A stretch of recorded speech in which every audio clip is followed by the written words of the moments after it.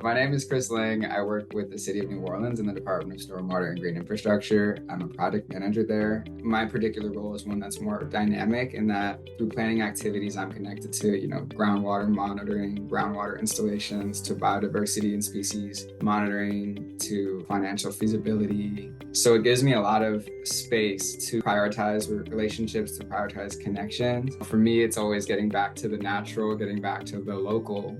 This project that I inherited that had involved the creation of all of these retention ponds in this one particular location that was very flood prone. I think it was a very ingenious solution to the suburbanization, right, of wetland space, of marshland space that has basically turned certain spaces to become more flood prone, to have increased subsidence. I think the fact that it was constructed there was actually very forward thinking. That particular construction process didn't do its best job to account for community feedback. Now that it has been constructed, now it exists, is there a way that we can include local workforce to be maintaining properties so that people feel like these are sites that actually provide benefit? People who are living right next to these green infrastructure sites already have lawn care businesses, different forms of credentials. Why can't we leverage their local proximity and also at the same time build out their relationship to these green infrastructure spaces? If we're trying to be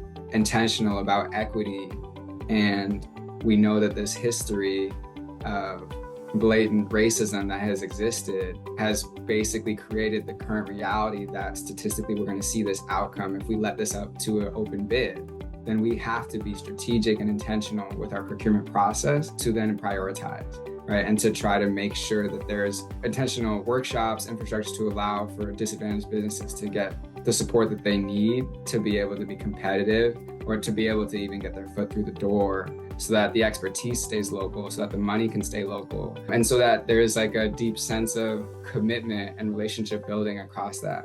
Leadership isn't necessarily through, oh, I'm the one speaking, I'm the one having the microphone. But actually, how do we leverage the relationships that are here, even if it's not a higher level city employee? If I'm meeting somebody who's kind of at my level, who's in another department that I haven't met yet, and then we can build relationships with each other and kind of build that rapport, we can start to build the trust to allow us to try to bring new, possibly courageous ideas to the table. I think it's just as important to create community culture, behavior, practice, engagement, as it is to just install something that can fix the quote unquote problem. Building our social capacity to be resilient in the face of climate change, I think that's something that I would definitely see as a success.